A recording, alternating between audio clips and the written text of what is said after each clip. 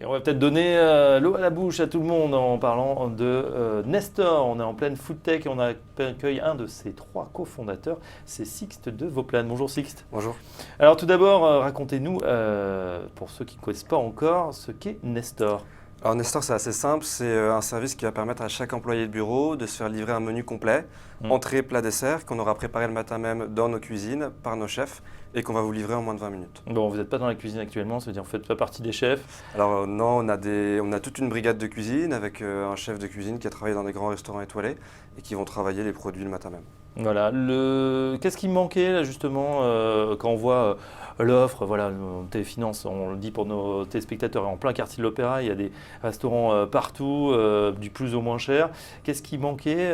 L'employé de bureau, il veut plus se déplacer, il veut plus descendre pour déjeuner? Alors, ce dont on s'est rendu compte, c'est qu'en l'espace d'une quinzaine d'années, le temps de pause moyen est passé de 1h30 à moins de 20 minutes. Et ça a poussé les travailleurs qui avaient avant le temps de déjeuner de se retourner vers des offres de restauration rapide.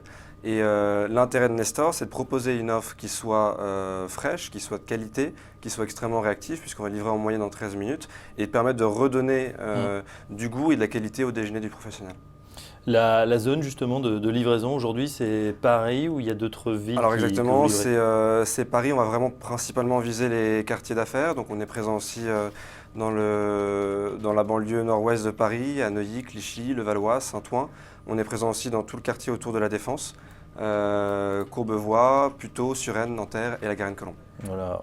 Aujourd'hui, ça a démarré, ça a démarré depuis combien de temps? Alors on a livré notre premier plat en avril 2015 maintenant, donc ça va faire un peu plus de 2 ans. Et ça marche bien puisque vous êtes une des seules food tech, c'est comme ça qu'on appelle eh bien, tout ce petit monde, une des seules qui est rentable actuellement. Oui, tout à fait. C'est un point qui était important pour nous. Il y a beaucoup de boîtes qui se sont lancées sur ce marché-là. On a vu aussi beaucoup d'échecs et à chaque fois on s'est rendu compte que la vraie problématique pour les startups de la food tech, ce n'était pas forcément d'avoir de l'attraction, puisqu'on répond à un vrai besoin, à une vraie nécessité qui est celle de manger. Mais la problématique était de réussir à créer un modèle qui soit scalable, donc on puisse dupliquer facilement dans d'autres métropoles et surtout qui soit rentable. Et c'est nous tout le travail qu'on a fait avec Nestor et c'est le principe du menu unique qui permet côté client d'avoir une offre qui permet d'avoir le meilleur rapport qualité-prix et qui permet pour côté Nestor d'optimiser la partie production et d'optimiser la partie distribution.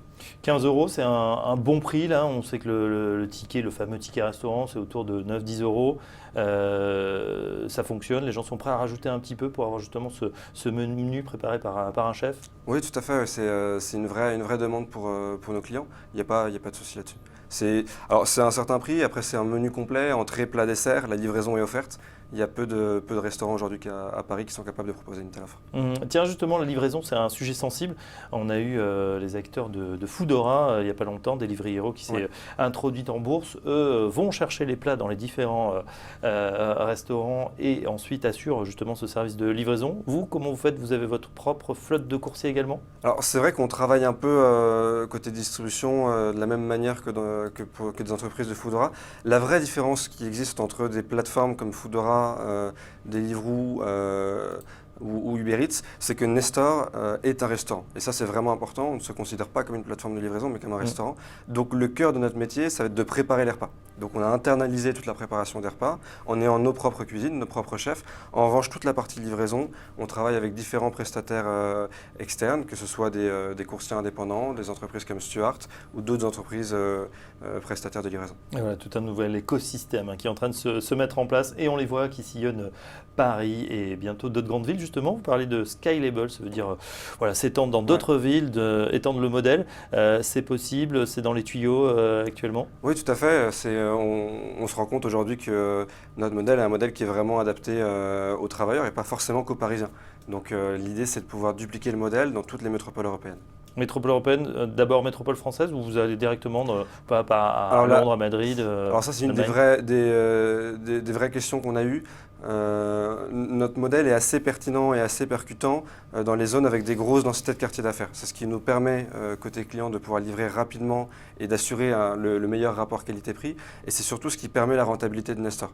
Donc c'est pour ça que nous, on a une stratégie qui est très claire, qui est de viser vraiment les zones, les quartiers d'affaires avec des grosses densités de bureaux. D'ailleurs, on va plutôt viser des quartiers plus qu'une ville en tant que telle.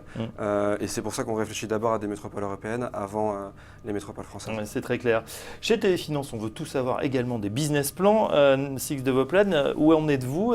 Comment vous êtes-vous financé? On sait qu'il y a beaucoup d'argent qui arrive sur la food tech, justement. Ouais.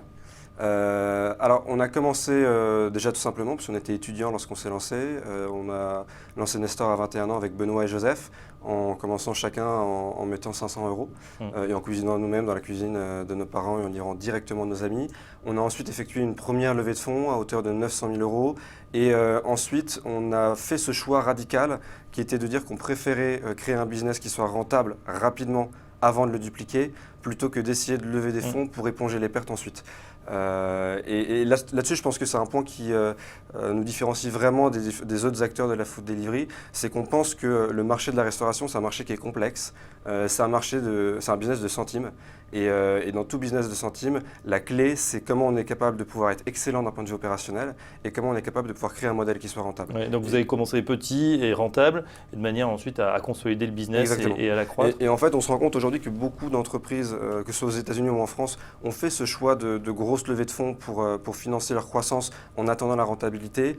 Et il y a beaucoup d'exemples dans la food delivery qui montrent que les cas d'échec dans la food delivery sont dus à un manque de rentabilité. Que ce soit des entreprises comme Sprig, comme Apple aux États-Unis, qui ont levé entre 50 et 60 millions de dollars, ou même plus proche de nous, ce qu'on avait vécu l'année dernière avec Take It Easy. Exactement, Take It Easy qui a mis sur le carreau pas mal de gens. Est-ce qu'après cette première levée, il y en a d'autres qui sont prévus? Il y a des gens, j'imagine, qui tapent à votre porte, d'autant plus si vous êtes rentable. Oui, clairement. Alors c'est vrai que nous, on avait fait ce choix d'être indépendant et c'est vraiment un choix que nous, on garde encore aujourd'hui. On est en train de travailler pour effectuer une deuxième levée de fonds avant la fin de l'année 2017, début 2018, qui nous permettra de pouvoir vraiment dupliquer notre modèle et de s'attaquer au marché européen. Et voilà, on entendra donc parler de plus en plus de cette belle aventure Nestor. Merci Six Development, je rappelle que vous êtes un des cofondateurs de Nestor et n'hésitez pas effectivement à tester la solution. Donc pour 15 €, un menu de chef directement livré au bureau. Merci et à très bientôt. Bonne journée. Six Development avec nous ce matin sur Téléfinance. Dans un instant, la suite du programme. À tout de suite.